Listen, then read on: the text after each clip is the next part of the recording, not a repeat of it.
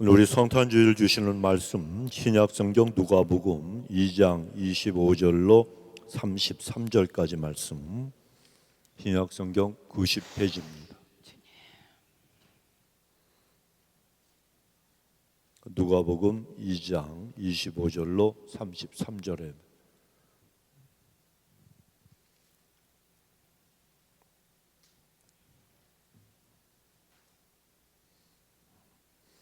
우리 한 절씩 교독합니다. 예루살렘에 시므온이라 하는 사람이 있으니 이 사람이 의롭고 경건하여 이스라엘의 위로를 기다리는 자라. 성령이 그 위에 계시더라.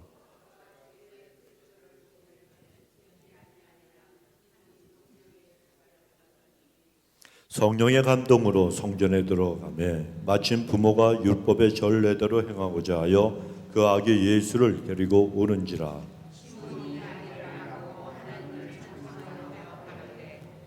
주제여 이제는 말씀하신 대로 종을 평안히 놓아 주시는도다.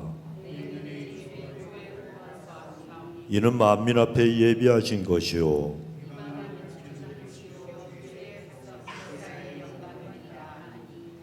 함께 읽습니다. 그 부모가 그 아기에 대한 말들을 기이 여기더라. 아멘. 어떤 분이 어저께 저한테 카톡을 보내셨어요. 어떤 내용인가 하면, 목사님 장나라 좋아하세요? 그래요. 그 장나라, 나 무슨 장집, 저기 간장집 그 상표인 줄 알았더니 아주 유명한 한국의 가수 겸 영화배우인가요? 탤런트. 근데 이 사람이 SBS라고 하는 방송국에서 무슨 1년에 한 번씩 그 시상하는 그런 게 있잖아요. 그런데 대상을 받았는데 그 소감을 꼭 들어보라는 거예요. 그 제가 궁금하겠습니까? 안 하겠습니까? 궁금하죠? 그래서 제가 열어봤어요. 갔더니 정말 눈물이 날 뻔했어요. 이 사람이 대상을 받아가지고 앞에 나왔는데 울어요. 울면서 뭐라고 얘기하냐면 제일 첫 마디가 아무것도 아닌 나 같은, 그러니까 정확한 이 문자적으로 정확한 이 제가 그 말을 갖다가 전해드리는 건 아니지만 제가 지금 기억나는 게, 아무것도 아닌 나를 하나님이 세워주셔서 감사하다고, 그러면서 하나님께 영광을 돌린다고 감사합니다 그러면서 막 울더라고요. 근데 이 사람이 소감을 다 얘기할 때까지 눈물이 그쳐지가 않아. 근데 제 마음에 와서 닿았던 게 또 한 가지가 있는데, 뭔가 하면요, 하나님께 자기가 조금 더 일찍 깨달았으면 너무 감사하고 좋았을 걸 하면서 후회하는 게 있더라고요. 뭔가 하면 자기가 영화배우로 아니면 또 탤런트로 가수로다가 이 사람이 연예계 생활을 오래 했잖아요. 어렸을 때부터. 그런데 이 사람이 지금이어서 깨달았다는 거예요. 자기가 잘하든 못하든, 자기를 좋아하든 아니면 자기를 비난하든 자기를 갖다 책망하든 그 모든 사람들이 자기가 출연하는 드라마를 봐주고 자기를 보고 있다는 게 너무나도 감사하다는 거예요. 여러분, 보통 사람들은 어떻습니까? 자기를 갖다 연기 못한다고 막 손가락질하고 책망하면 너 없어도 돼, 막 화를 낼 거 아니에요. 근데 이 사람은 그것까지도 다 감사하다고. 믿음이 있는 사람이지만 아주 성숙한 인격과 그 성품을 가진, 그 신앙을 가진 사람이라고 생각을 했습니다. 근데 저는 그 생각을 했어요. 그 말을 듣고, 하나님은 우리를 갖다 쭉 보고 계시잖아요.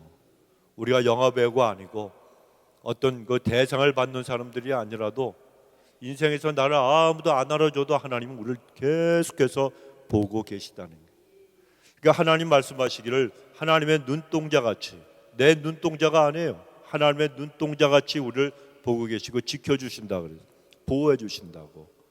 그 하나님이 때로는 우리에게 잘했다고 격려도 해주시고 위로도 해주시지만, 때로는 우리가 잘못했을 때는 책망도 하시고 빨리 고치라고 때로는 징계도 하시고, 하나님은 여러 가지 방면으로 그 사랑을 우리에게 보여주시면서 한 번도 우리를 잊지 아니하시고 계속 보고 계시는 거.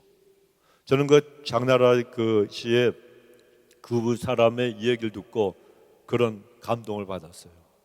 야, 이 사람이 이렇게 자기를 갖다 손가락질하는 사람이나 아니면 자기를 사랑한다고 좋아한다고 하는 그런 팬클럽 사람들이나 모두가 감사하다 그러는데, 우리 하나님은 다 우리를 갖다 보고 계시는데 이 사람이 감사하는 것만큼 우리는 감사하고 살아가는가, 이 생각을 해봤습니다.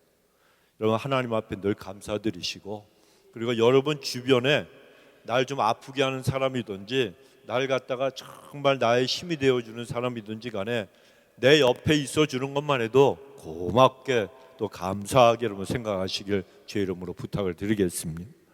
자, 우리 손을 높이 드시고 우리 하나님 어떠하신 분인가 한번 선포합시다. 시작. 하나님은 엘샤다이 하나님, 전능하신 하나님, 문제보다 크신 하나님, 대적보다 크신 하나님, 하나님은 모든 것을 하실 수 있습니다. 아멘. 자, 여러분, 교회 절기 중에 대강절이라고 하는 절기가 있습니다. 뭐 대강 교회 다니라는 게 아니고, 대강절, 이 대자는요 한자로 기다린다 이런 뜻입니다. 또 강자는 하늘에서 내려온다, 하늘에서 강림한다 이 뜻입니다. 그러니까 이 대강절이라고 하는 그 절기는 예수님이 오시는 것을 기대하면서 준비하는 절기라는 거예요. 자, 그런데 이 대강절은 오신다는 것, 또 방문한다, 이것을 의미하는 라틴어 단어 어벤투스라고 하는 그런 단어에서 비롯된 이름인데, 언제부터 시작되느냐? 성탄절 4주 전부터 시작해서 12월 24일 성탄절 2부 거기에서 끝나는 절기입니다. 이 대강절 기간 동안에 우리 그리스도인들은 그저 선물을 주고받고 캐롤을 부르고 산타크로스 기대하면서 이렇게 우리가 생활하는 것이 아니고, 예수님의 탄생을 축하하고, 그리고 또다시 오신다고 분명히 약속하신 예수님의 재림을 기대하면서 우리가 기다리는 모습으로 우리가 신앙생활을 해야 합니다. 여러분, 사람들은 다 똑같아요. 자기 나름대로 무엇인가를 기다리면서 또 기대하면서 인생을 하루하루 살아갑니다. 그래, 어떤 한 설문조사기관에서 인생이 무엇이냐 이런 주제를 가지고 조사를 한 적이 있었습니다. 그랬더니 그 답이 약 94%의 사람들이 인생은 기다림이다라는 그런 대답을 했다는 거예요. 사람이 인생을 살아가면서 나름대로 더 좋은 사람을 기다리고, 더 좋은 기회를 기다리고, 또 더 좋은 소식을 기다리고 있다는 그런 의미가 있습니다. 그렇기 때문에 인생은 아무리 내가 현실이 지금 힘들고 어렵더라 할지라도 소망을 가지고 기다릴 수만 있다면, 희망을 가지고 기다릴 수만 있다면 우리는 어떤 문제라도 극복할 수가 있는 겁니다. 그런데 예수님께서 탄생하시던 그 당시에 그 사람들 중에 어떤 사람들은 언젠가는 메시아가 반드시 오시리라, 이것을 알고 있었고, 또 메시아가 오시면 나는 믿음으로 그분을 맞이하리라고 이렇게 그러한 믿음을 가지고 메시아를 기다리면서 고된 인생길을 하루하루 기다리며 살아가던 사람들도 있었습니다. 그런데 이 기다림이라고 하는 이 단어는 우리로 하여금 뭐 기다린다 그러면 굉장히 수동적인 그런 모습으로 우리가 기다리는 것을 먼저 연상하게 합니다. 이 기다림, 이 수동적인 기다림은 그런데 그냥 아무것도 안 하고 무작정 그냥 기다리잖아요. 그냥 넛을 입고 가만히 기다리다가 기다리는 대상이 오면 만나는 것뿐입니다.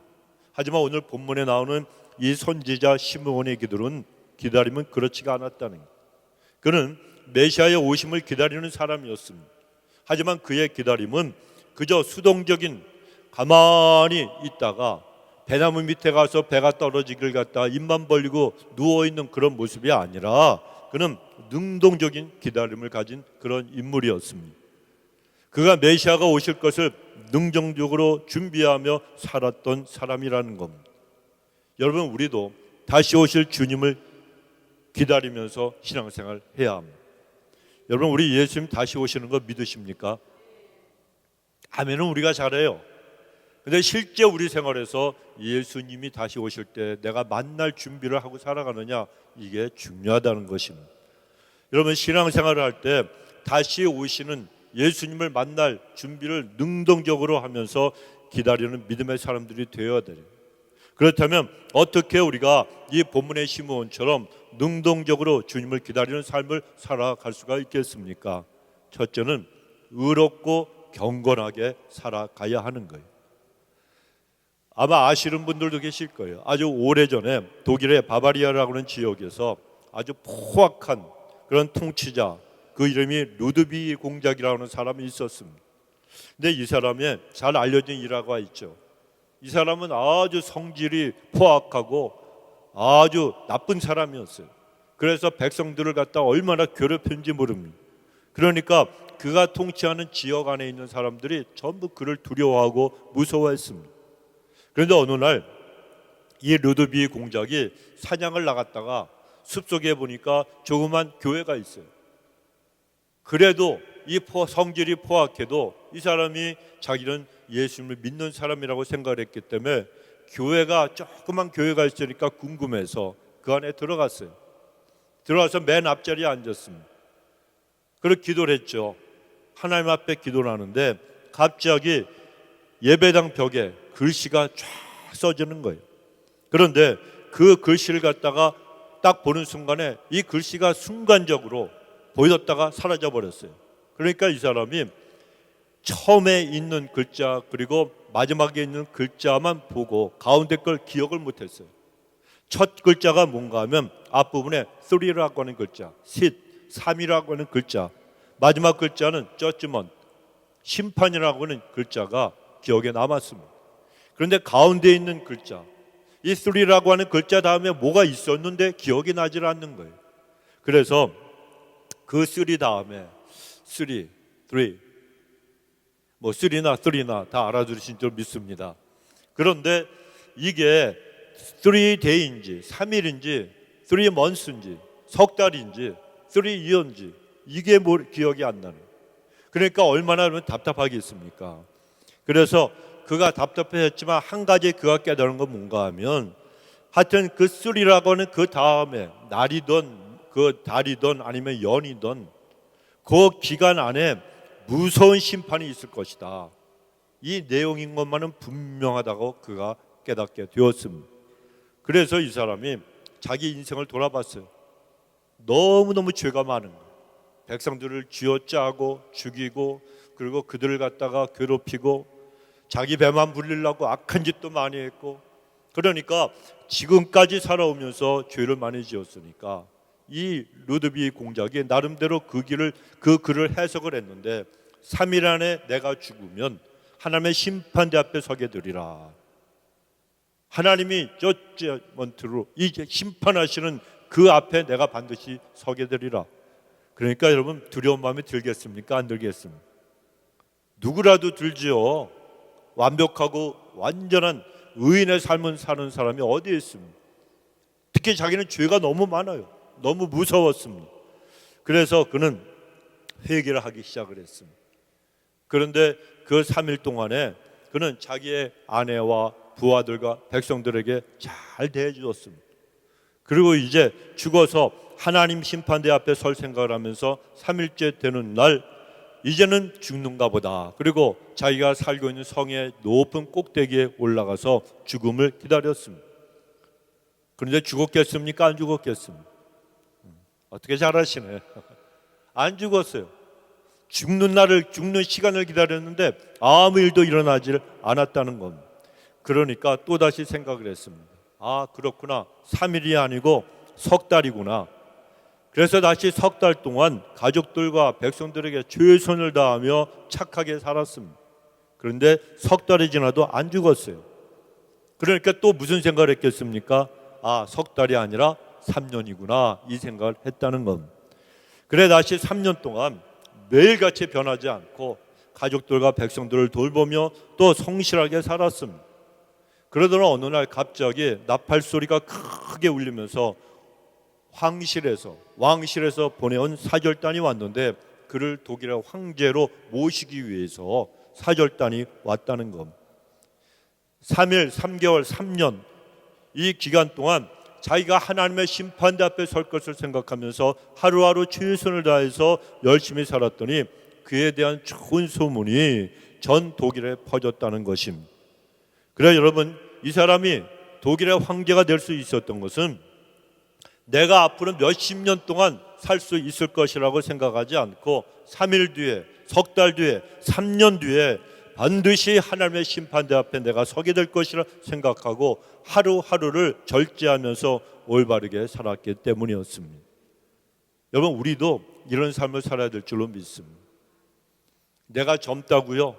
그렇지가 않습니다. 여러분, 죽음이라고 하는 것은 하나님께서 우리에게 갑자기 임하게 하십니다. 자기의 죽을 날을 알고 있는 사람이 어디에 있습니까? 나이가 많아도 오래오래 사시는 분이 있고, 나이가 젊어도 뜻하지 않은 그러한 질병과 사고로 먼저 가는 그런 사람들도 많이 있는 거예요. 여러분, 인생은 한치 앞을 알 수 없습니다. 그래서 너희는 내일을 자랑하지 말라는 거예요. 건강도 자랑하지 말고, 부요함도 자랑하지 말고, 명예로운 자리에 있다고 자랑하지 말고, 하나님 앞에 그저 겸손하게 하루하루를 하나님의 사람답게 살아가라고 하나님 우리에게 요구하고 계신 줄로 믿습니다. 근데 오늘 본문에 나오는 시므온이라는 사람이 그런 사람이었어요.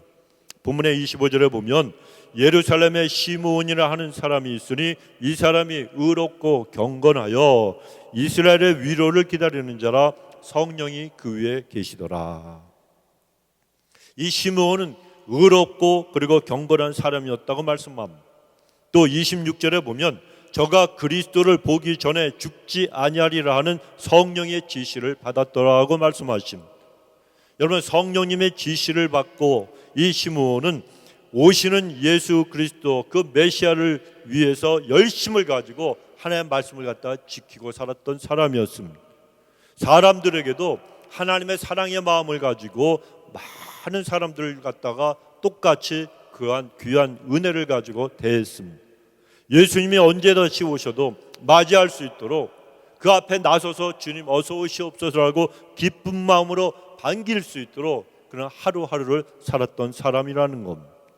그렇기 때문에 하나님의 위로를 기다리던 시므온은 평소의 삶이 그저 교회에 왔을 때만 거룩한 표정을 짓고 있는 것이 아니라 평소에 그가 자나깨나 집에서나 아니면은 또 교회에서나 그 직장에서나 어디에서나 의롭고 경건할 수가 있었다는 거예요. 그런데 여기서 의롭고 하는 이 말씀의 뜻은 올바르다, 공정하다 그런 뜻입니다. 그리고 경건하다, 이것은 꽉 잡는다는 뜻이 있습니다. 그러므로 의롭고 경건한 사람은 하나님과 올바른 관계를 맺고자 하나님의 말씀을 꼭 잡고 살아가는 사람이라는 거예요. 시므온은 하나님의 말씀을 굳게 잡고 메시아를 기다리면서 살았던 정말 하나님 인정하시는 의로운 사람이요 경건한 사람이었습니다. 성도 여러분, 하나님과의 관계가 어긋난 사람, 하나님과의 관계가 어긋나서 삐뚤어진 삶을 사는 사람들은 성령님의 지시와 인도하심을 절대로 깨달을 수가 없어요. 그뿐 아니라 예수님이 다시 오신다고 분명히 말씀하셨는데도 불구하고 예수님이 오시는 것도 알 수가 없습니다. 또 경건의 능력을 상실한 채로 세상과 타협하며 죄 속에 빠져 살아가는 사람들도 주님이 오시는 것을 알 수가 없습니다. 그러나 시므온은 나이가 들었지만 항상 거룩하고 그리고 의로운 삶을 갖다가 살기 위해서 애를 썼던 사람이었고, 그는 날마다 하늘의 소망을 가지고 살았던 사람이었습니다. 그 결과 그는 그리스도께서 오신 것을 깨닫고 기뻐할 수가 있었던 것입니다. 그가 신앙의 절개를 지키면서 세상에 물들지 않고 경건하게 메시아를 기다리고 있었기 때문에 그런 시므온에게 주님은 아기 예수님으로 그에게 2000년 전에 찾아오셨다는 거예요. 오늘 이 자리에 참석하신 우리 성도님들도 시므온처럼 의롭고 경건한 삶을 살아가시기 바랍니다. 2000년 전 베들레헴에서 아기 예수로 이 땅에 찾아오신 예수님은 반드시 다시 이 땅에 재림주로 심판주로 오신다고 말씀하셨어요. 그 때와 시는 아무도 몰라요. 오직 아버지 하나님만이 아신다고 성경은 말씀하십니다. 그러나 우리는 다시 오실 주님을 만나는 그 순간을 의식하고 하루하루를 의롭고 경건하게 살아가야 합니다. 이것이 주님을 만나는 순간을 능동적으로 기다리는 올바른 성도의 삶의 모습이라는 겁니다. 우리 안동국 성도님들이 하나님의 말씀을 굳게 잡고 살아가시는 정말 의롭고 경건한 그런 삶으로 주님 앞에 서실 때 아무런 부끄러움이 없이 서는 그 은혜가 함께 하시길 주 이름으로 축원합니다. 두 번째로 우리 주님이 오심을 갖다가 능동적으로 기다리는 삶을 우리가 살아가려면 성령님의 감동을 받고 살아가야 하는 거예요. 오늘 본문의 25절 이하에 보면 성령이라고 하는 단어가 시므온과 관계되어서 3번이나 나옵니다. 25절 하반절에 보니까 성령이 그 위에 계시더라. 26절 하반절에도 보면 성령의 지시를 받았더니, 또 27절에는 성령의 감동으로 성전에 들어가매. 여러분, 이것이 무엇을 알려주시는 말씀이겠습니까? 시므온이 전적으로 성령에 의해서 살아가던 사람이었다는 거예요. 그래서 시므온은 주께서 보내시는 그리스도를 보기 전에는 죽지 않을 것이라고 하는 성령님의 음성을 들을 수가 있었습니다. 그리고 그는 때가 되니까 성령님의 감동을 받아서 성전에 들어가 아기 예수님을 품에 안는 놀라운 축복을 받게 되었습니다. 성도 여러분, 성령님께서 감동하시는 그 순간이 바로 우리 인생이 하나님을 만나고 경험할 수 있는 기회가 되는 거예요. 성령님의 감동의 역사가 내 마음속에, 내 심령 속에, 내 영혼 속에 일어나는 순간에 여러분, 사단은 우리로 하여금 성령님의 감동에 순종하지 못하도록 방해도 하기도 하지만, 그러나 우리는 성령님의 감동이 올 때 무조건 순종해야 되는 거예요.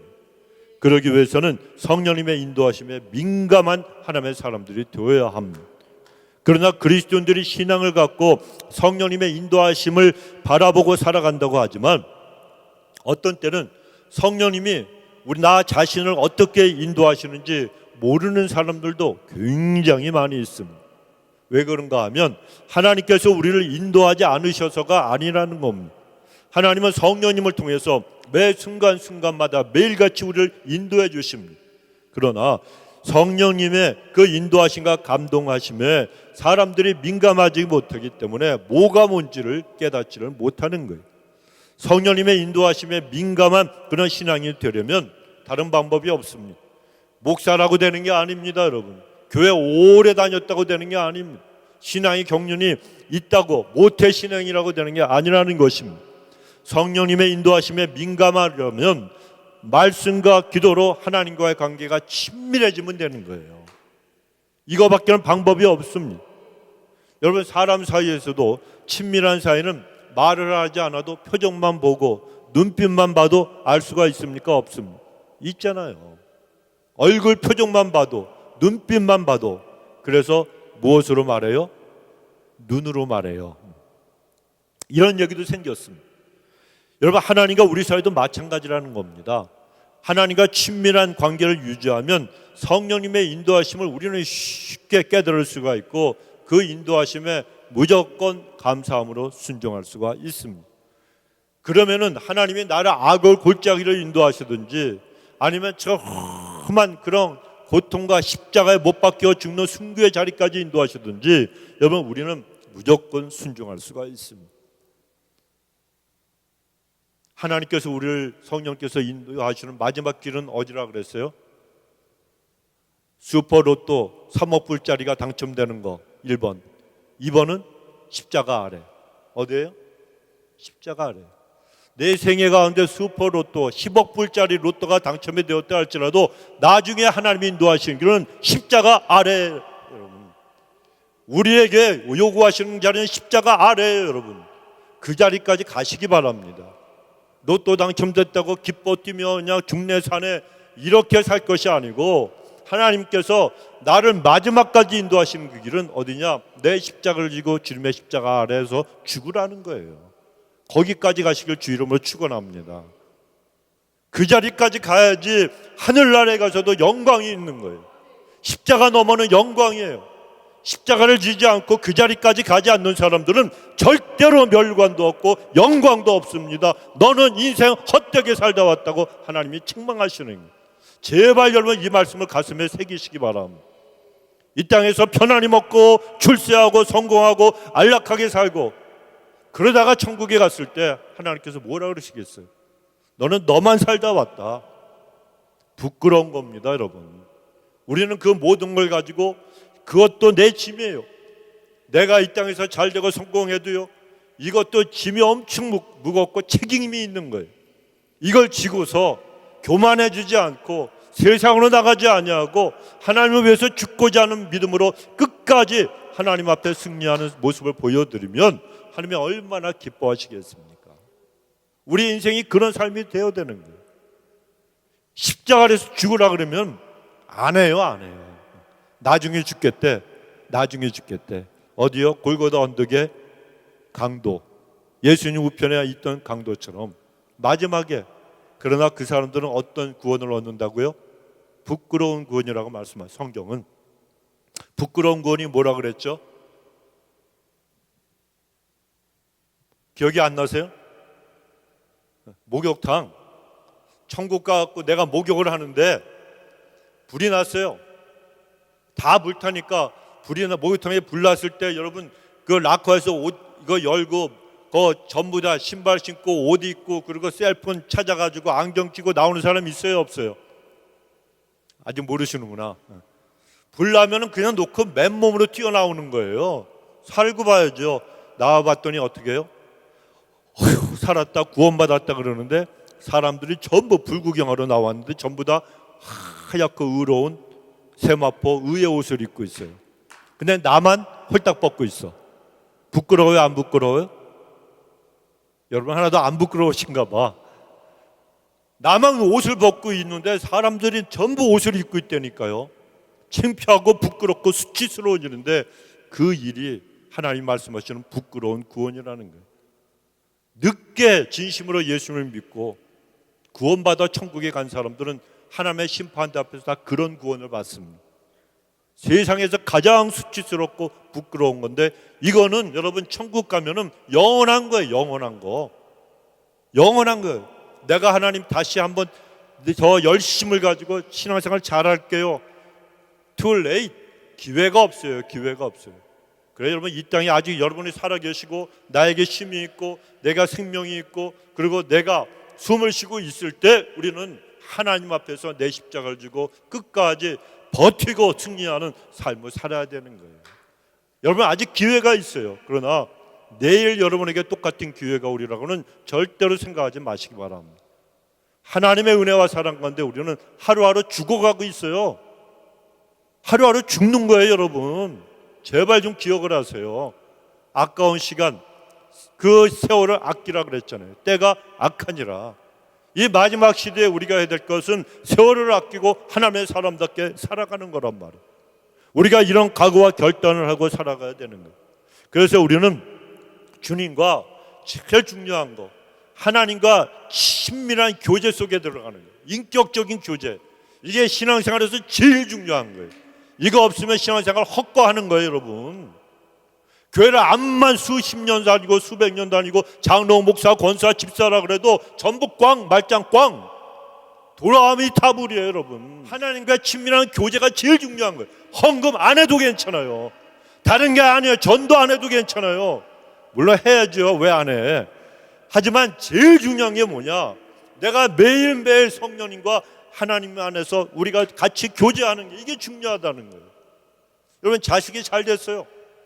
그런데 떨어져 살아요. 암만 전해도 안 받아. 천하의 불효자식이에요. 우리 성민이하고 또 신랑하고 또 왔는데 성민이는 엄마, 할머니, 할아버지한테 전화 잘한다며. 할렐루야. 착한 딸내미. 사무엘은 어때? 찔리지? 공부하느라고 바빠서. 근데 여러분 그런 거예요. 매일매일 자녀들이 나에게 친밀하게 교제하고 해주는 게, 자식들이 나한테 크리스마스 선물 이렇게 해주는 것보다도 이렇게 찾아와서 크리스마스 때 엄마 아빠 또 이렇게 할아버지 할머니와 같이 있어주는 게 훨씬 좋잖아요. 음성 한번 못와도 전화해 주는 거. 그냥 할아버지 할머니, 엄마 아빠 이거 선물이에요. 그리고 카드 한 장 써갖고 그냥 우편으로 보내고 전화 한 통 안 하는 그런 자식들보다 선물 안 보내줘도, 비록 올 수는 없어도 전화해서 제가 지금 일이 너무 있어가지고 바빠서 못 가게 됐는데 죄송하다고, 보고 싶어요, I love you, 이러면 여러분 부모가 마음에 싹 녹아지잖아요. 문자 보내지 마라, 문자. 니네 알았어? 할아버지 할머니는 문자를 몰라. 나도 몰라. 요즘 애들은요 문자를 사람 얼굴 보고 이렇게 하더라고. 그래서 저는 이 문자를, 텍스트를 이거 하려고 그래도 자꾸 틀려. 그래가지고 이렇게 하는데, 요즘 좋은 거 있죠, 이렇게 펜에 여기 있어가지고 이렇게 찍으면 나와요. 그런 펜 혹시 필요하신 분 있으면 저한테 얘기하세요. 내가 하나 전해드릴게. 젊은 사람들은요 이 엄지 가지고 그냥 뚜두두두 이러는 거야. 경진이가 예전에 하는 거 봤더니 얼굴 보면서 문자도 안 보고 막 이렇게 하는 거야. 야, 이게 세대 차이가 나. 얘네들은 우리가 생각하면 외계인이야, 외계인. 요즘 애들은 태어나면서부터 어떻게 해요? 이러고 태어난다 그러잖아요, 이렇게. 얘네들은 셀폰 가지고 이거 연습할 준비하고 나온대잖아요, 태어날 때부터. 그런데 하나님께서 여러분 우리에게 원하시는 것은 자녀들과 부모 사이의 친밀한 교제가 최우선인 것처럼 다른 거 하나님은 다 필요 없. 하나님의 돈이 필요하시겠어요? 명예가 필요하시겠어요? 아니에요. 하나님은 우리가 필요하신 거예요. 우리가 온 우주에 딱 한 사람밖에 없는 거, 나밖에 없는 것처럼 하나님이 우리를 사랑하신다는 거예요. 여러분 그 사랑을 느끼고 깨닫고 간직을 하세요. 그러면 하나님 생각만 하면 왕이신 나의 하나님 찬양이 절로 나오고 기쁘고 감사해서 눈물이 나는 거예요. 하나님은 우리의 인격, 우리의 그 신앙, 이 모든 걸 합해서 하나님을 찾기 원하시고, 하나님은 우리와 교제하기를 원하신다. 하나님은 외로우신 분이에요, 여러분. 우리가 함께 하나님 앞에 나가서 교제하고 하나님을 만나면 하나님이 얼마나 기뻐하시겠습니까? 신앙생활의 최고 가장 중요한 거, 가장 프라이오리티한 거, 가장 우선적으로 해야 될 건 뭐냐? 하나님과의 교제라는 거예요. 교제. 이게 얼마나 중요한지 모릅니다. 그런데 수많은 그리스도인들이 이걸 놓치고 그냥 교회 와서 하나님 안녕하세요, 저 교회 왔어요, 예배 드려요, 찬양 한번 부르고 그리고 설교 말씀 듣고 헌금하고 돌아가는 게 신앙생활인 줄 아는데 아니에요. 이건 겉모습이고 우리가 마음을 담는 그런 그릇일 뿐이고, 진짜 중요한 건 교회 예배드리고 집으로 돌아가서 내가 월화수목금토 내가 무엇을 하고 하나님을 어떻게 생각하고 살아가느냐, 내가 어떤 사람인가 하는 것은 교회 와서 성경책 옆에 이렇게 딱 끼고 거룩하게 할렐루야 이렇게 걷는 게 아니란 말이에요. 내가 어떤 사람인가 하는 것은 아무도 없는 순간에, 집에서건 학교에서건 직장에서건 가정에서건 그 차 안에서건 아무도 없는 하나님과 나밖에 없는 바로 그 시간에 내가 뭘 하고 있는가, 내가 누굴 생각하고 있는가, 내가 누굴 사랑하고 있는가, 이것이 그 사람이 하나님 앞에서 어떤 사람인가를 보여주는 거래요. 그러니까 여러분 우리는 정신 바싹 차리고 마음을 뺏기면 절대로 안 되는 줄로 믿습니다. 그래야 하나님께서 여러분 우리에게 눈빛만 보아도 서로 통하는 그런 교제를 하자고 원하시지 않습니까? 그래야 여러분 하나님과 친밀한 관계를 유지하게 되면 성령님의 인도하심을 우리는 쉽게 깨달을 수가 있고 그 인도하심에 순종하기도 쉽습니다. 그러면 성령님의 감화 그리고 감동에도 올바르게 반응할 수 있는 거예요. 창세기 18장 17절에 보면 여호와께서 가라사대 나의 하는 것을 아브라함에게 숨기겠느냐 이렇게 말씀하시는 장면이 있습니다. 이것은 하나님께서 아브라함을 나의 벗이라고 부르셨잖아요. 그럴 만큼 하나님과 친밀한 교제 속에 있던 아브라함에게 아브라함 너의 후손으로 인하여 큰 나라가, 강대한 나라가 세워질 것이며 천하 만민이 그로 인하여 복을 얻게 될 것이고 그리고 소돔과 고모라는 하나님의 심판을 받아 멸망하게 되리라, 이것을 알려주시겠다는 그 말씀이에요. 아브라함이 얼마나 여러분 하나님과 친밀한 사람이었으면 여러분 하나님께서 그를 나의 벗이라고까지 여러분 부르셨겠습니다. 여러분 우리의 신앙생활에서 가장 중요한 거 바로 이러한 하나님과의 친밀한 그러한 인격적인 교제라는 겁니다. 그렇다면 우리가 무엇을 통해서 하나님과 이런 친밀한 교제 속에 들어갈 수 있습니까? 아까도 말씀드렸지만 말씀과 기도밖에는 없다는 게. 오늘날 사람들은 성경 말씀을 굉장히 잘 알아요. 그리고 성경을 갖다가 외우는 사람도 많이 있습니다. 하지만 성경을 쓰신 하나님을 잘 알지 못하는 경우도 많이 있습니다. 그러나 호세아서 6장 3절에 보면 그러므로 우리가 여호와를 알자, 힘써 여호와를 알자라고 말씀하는, 여호와 하나님을 그냥 알라는 게 아닙니다. 힘써서 알라고 말씀하시는 거예요. 그냥 가만히 있으면 하나님을 절대로 제대로 알기가 어려운 거예요. 내가 시간을 떼어서 말씀을 묵상하고 기도하는 자리로 나가야 되는 거예요.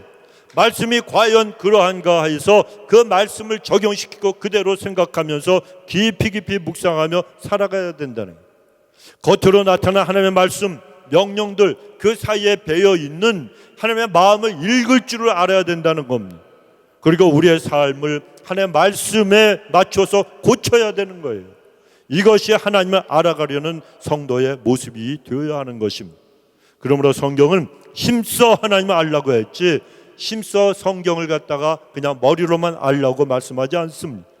성경을 통해서 하나님을 아는 것이지 성경 지식을 쌓는 것 자체가 하나님을 아는 것은 아니라는 뜻입니다. 이처럼 말씀과 기도로 하나님을 알아가면서 교제하는 가운데 하나님과의 친밀함을 유지하는 것은 능력이나 어떤 성령의 은사나 열매보다도 훨씬 더 중요한 거예요. 마태복음 25장에 보면 열처녀의 비유의 말씀이 나오지 않습니다.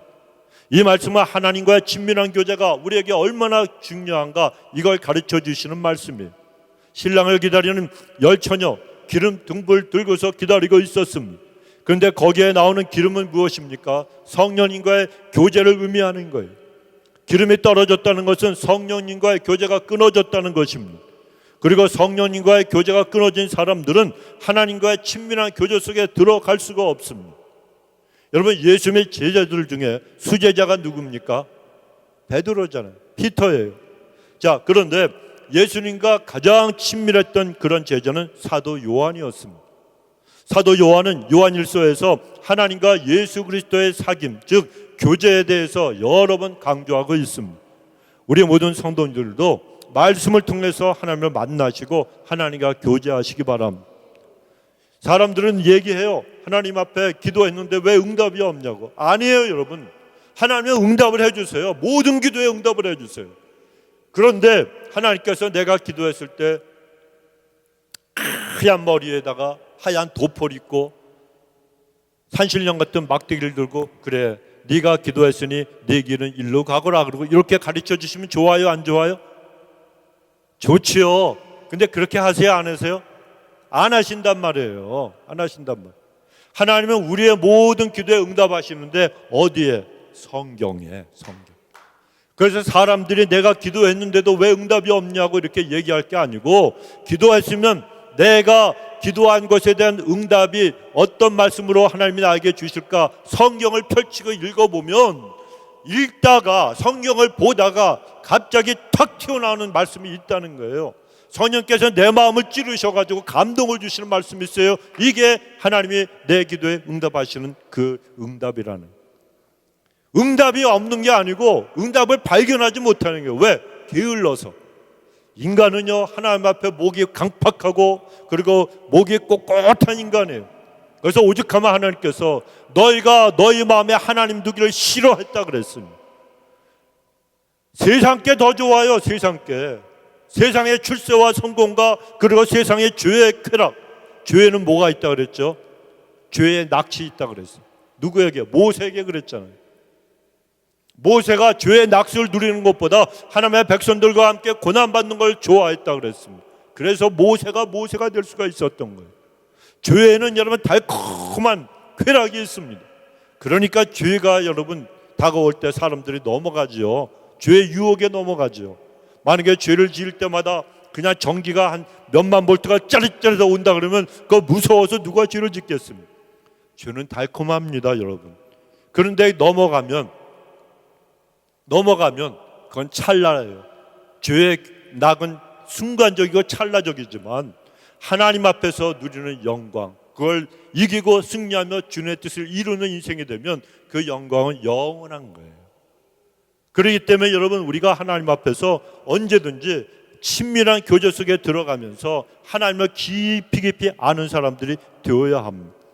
그래서 여러분, 성경은 우리에게 늘 성령님 안에서 하나님과 제발 좀 친해지라고. 여러분, 친해지는 비결 뭔지 아시죠? 사람들끼리 자주 만나서 밥 같이 먹으면 돼요. 전화도 매일 같이 하면 돼요. 그런 정이 들어요, 안 들어요? 미운 정, 고운 정 다 들어요. 친해지는 거예요. 하나님도 마찬가지예요, 여러분. 하나님께서 주시는 말씀 받고 기도로 우리가 하나님 앞에 하려면은 성경을 펼치고 내 마음에 하나님을 두는 게 이상하지가 않아요. 싫어하지 않아요. 하나님이 내 마음에 안 계시면, 성령의 감동이 없으면 나는 못 살 것 같아. 누구처럼? 다윗처럼. 그러니까 하나님과 동행하시고 하나님 말씀을 붙들고 기도하시고 내 마음에 늘 하나님을 채워보세요. 하나님의 엄청난 사랑은요, 말로 표현을 못한단 말이에요. 지금 죽어도 좋아. 지금 좋아도 죽어도 좋아. 우리는 어디 갈 수 있어요? 천국. 아무거나 여러분, 이 땅에서 제일 좋은 것이 있어도 천국에서 하나님을 만나는 것보다 더 좋은 일은 없습니다, 여러분. 진짜 그렇게 여러분 여기시고 믿으시기 바랍니다. 그런데 하나님 앞에서 우리가 말씀 붙잡고 기도할 때 성령님의 감동 가운데 하나님과 더 깊은 교제 속에 들어갈 수가 있습니다. 그러니까 시므온처럼 성령님의 감동에 따라 찬양하고 성령님의 감동에 따라 기뻐하고 성령님의 감동에 이끌려서 기도하고 성령님의 임재하심을 느끼면서 여러분, 성령님의 그 감동하심에 순종함으로 믿음으로 기다리다가 다시 오실 예수님을 만나는 축복을 받게 되시길 바랍니다. 마지막 세 번째로, 영적인 눈이 다 열려야 되는 거예요. 여러분, 교회 다닌다 그래서 모든 사람이 다 예수님을 만납니까? 그렇지가 않습니다. 아무리 교회를 오래 다닌 신앙인을 할지라도 자기 마음대로 자기 인생을 갖다가 경영하고 살아가는 사람들은 예수님을 만날 수가 없는 거예요. 시므온은 아기 예수님을 품에 안았습니다. 그러나 자기 생각대로 자기 뜻대로 사는 사람은 아기 예수님이 오셔도 아기 예수님을 품에 안을 수 없었습니다. 오직 성령님의 감동함으로, 그리고 영적인 눈이 열려져야 아기 예수님을 바라보며 메시아신 것을 깨닫고 품에 안을 수가 있는 거예요. 오늘 본문에도 보십시오. 당시에 성전에 많은 아기들이 할례를 받으러 들어왔습니다. 그런데 시므온은 영안이 열려있던 사람이라 영적인 통찰력을 가지고 아기 예수님이 오니까 아기 예수님을 메시아 구세주로 알아보았던 거예요. 이때 시므온은 아기 예수님을 품에 안고 하나님을 찬양할 때 주여라고 부르지 않았습니다. 29절에 보면 주제여라고 이렇게 부릅니다. 주여라고 하는 말보다 이 주제여 하는 이 말씀이 더 강한 의미가 있습니다. 이것은 주제라고 하는 말이 주권자를 갖다 뜻하는 그런 단어이기 때문에 그렇습니다. 즉 시므온은 나를 마음대로 하실 수 있는 절대 주권, 절대 권한은 오직 주님이 갖고 계시고 자기는 그에 속한 종일 뿐이라는 사실을 고백을 한 것입니다. 여러분, 시므온은 예수님을 알아보지 못했던 그 당시에 많은 사람들과는 달리 영적인 눈이 활짝 열려있던 사람이었습니다. 그래서 메시아신 예수님이 오셨을 때 그분을 알아본 거예요. 성도 여러분, 우리도 영적인 눈이 열려야 될 줄로 믿습니다. 그래서 주님이 우리 각 사람의 절대 주권자임을 깨닫고 알아야 되는 거예요. 우리를 찾아오신 주님은 대주제로 오셔서 우리를 주관하십니다. 내 인생을 다스리시고 인도하시고 도와주시고 필요한 것들을 공급해 주시는 분이십니다. 그래 주님은 우리의 인생의 주권자로 우리의 모든 생사화복을 주장하시는 거예요. 우리에게 일터를 주시고요, 우리에게 직분을 주시고요, 그리고 우리가 살아가는 거처와 그리고 경계도 정해 주시는 것입니다. 이 사실을 깨달았던 다윗은 역대상 29장 12절에서 대주제가 되시는 하나님이라고 찬송을 했습니다. 여호와여, 주권도 주께 속하였사오니 주는 높으사 만유의 머리이심이니이다. 부와 귀가 주께로부터 말미암고 또 주는 만유의 주제가 되사 손에 권세와 능력이 있사오니 모든 자를 크게 하심과 강하게 하심이 주의 손에 있나이다. 이렇게 찬양을 올렸습니다. 오늘 본문의 시므온도 역시 다윗처럼 우리 아기 예수님을 대주제로 고백하면서 그 예수님을 안고 30절에 보니까 내 눈이 주의 구원을 보았나이다. 이렇게 찬양합니다. 이게 얼마나 놀랍고 감사하고 기가 막힌 그런 여러분 은혜입니다. 내 눈이 주님을 보았습니다. 내 눈이 주님의 구원을 보았나이다.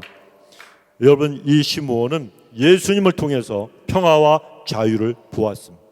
예수님을 통한 구원을 보았습니다. 예수님이 바로 온 이방의 빛이시고 이스라엘의 영광이신 것을 보았다는 겁니다. 여러분, 그렇습니다. 영적인 눈이 열린 사람은 예수님이 우리의 구원이심을 굳게 믿게 되고 예수님이 우리를 도와주시는 것을 알게 됩니다. 실로암 목가에서 예수님이 눈을 뜨게 하신 소경, 그는 처음에는 아무것도 볼 수 없었지만 실로암의 기적을 통해서 마침내 눈을 떠 볼 수 있는 사람이 되었습니다. 그러나 날 때부터 눈이 떠져 있는 사람들, 그래서 모든 것을 볼 수 있었던 사람들 중에는 지금 눈앞에 계신 예수님을 알아보지 못하는 사람들, 진리도 볼 수 없는 사람들이 얼마나 많은지 모릅니다. 태어나면서부터 볼 수 없었던 그런 사람은 눈을 뜨고 나서 예수님을 바로 주님으로 바로 알아보았지만 보는 것이 너무나도 당연하고 거기에 익숙해져 있던 사람들, 볼 게 너무나도 많은 사람들, 자기 눈으로 보는 것만에 자기들이 인식하는 사람들, 그런 사람들은 눈으로 보는 예수님의 겉모습만 보고 예수님이 주님이신 것을 알지를 못했습니다. 사랑하는 성도 여러분, 성숙한 신앙인은 익숙해져 있는 모든 것에서도 영적인 눈으로 주님을 바라보고 주님의 역사와 섭리를 볼 수 있는 사람입니다. 성숙한 신앙인은 똑같은 일상에서도 영적인 눈으로, 육신의 눈으로는 볼 수 없는 그 이상의 것을 볼 수 있는 사람입니다. 그런 사람은 이 세상 모든 만물에서 주님의 흔적과 주님의 숨결을 느끼며 살아갈 수가 있습니다. 우리 모두가 여러분 믿음으로 이러한 영적인 눈이 떠질 수만 있다면 여러분, 우리는 모든 주변에 있는 것들이 새롭게 보이고 모든 것이 다 소중하고 모든 것이 다 아름답게 보일 것입니다. 그러므로 순수하고 순결한 믿음으로 우리 모든 성도님들의 영적인 시력이 더욱 밝아져서 그 영안이 활짝 떠지는 귀한 축복이 함께 하시길 바랍니다. 이제 말씀을 맺습니다. 오늘 본문에서 시므온은 그 가슴에 예수님을 안고 있었습니다. 여러분, 이제 사흘 후면은 우리는 성탄절을 맞이합니다. 금년 크리스마스에 여러분은 그렇다면 여러분의 가슴에 무엇을 안으려고 하십니까? 우리는 미움을 가슴에 안고 주님을 경배해서는 안 될 것입니다. 성탄의 계절에 시기와 질투를 안고서 교만함을 안고서 찬양해서도 안 될 것입니다. 죄악을 안고 성탄을 맞이해서는 안 됩니다. 우리를 위해서 이 땅에 오신 예수님을 내 가슴에 안고 찬양하고 경배하며 기뻐하는 성도들이 반드시 되어야 될 줄로 믿습니다. 그러므로 주님의 모든 교회를 여러분 안으시기 바랍니다. 주위에 소외된 형제들을 다 안으시기 바랍니다. 내가 사랑할 수 없는 사람도 다 품에 안으시기 바랍니다. 그래서 우리 안디옥교회 성도님들이 아기 예수님을 여러분의 품에 안으시는 은혜의 성도들이 되시기 바랍니다. 그리고 크리스마스를 앞두고 예수님을 간절히 기다리시기 바랍니다. 아무런 기다림도 없이 성탄절을 맞이하지 마시기 바랍니다. 헛된 것을 기다리지 마시고 우리의 영원한 위로가 되시는, 그리고 다시 오시는 그 예수님을 기다리시기 바랍니다. 그러기 위해서 의롭고 경건한 삶을 사시고 성령님의 감동하심을 늘 받으시고, 그리고 영적인 눈이 활짝 열려져서 성탄을 통해서 우리에게 다가오시는 예수님을 믿음으로 품에 안으시는 복된 분들 다 되시길 예수님의 이름으로 축원합니다. 우리 기도합시다. 좋으신 우리 하나님, 오늘 성탄절 하나 앞에 나와서 마음을 다하여 찬양하며 기도하고 마음을 활짝 열고 겸허히 하나님의 말씀을 가슴에 담습니다. 하나님, 저들이 늘 말씀과 기도로 하나님과 친밀한 교제를 나눈 하나님의 사람 시므온처럼 우리의 남은 인생 매 순간순간 매 1분 1초가 소중한 것을 알아서 헛되이 아버지의 인생을 낭비하거나 소비하는 자들이 아니라 오직 주님의 은혜 가운데 하나님과 친밀한 교제 속에서 하나님을 영화롭게 하고 하나님 말씀에 늘 순종하며 주의 뜻을 이루면서 내가 반드시 다시 온다고 약속하신 주의 말씀을 기억하고 다시 오실 주님을 온전히 기다리는 자들이 되게 하여 주옵소서. 감사드리옵고 예수님의 이름으로 기도드리옵나이다. 아멘.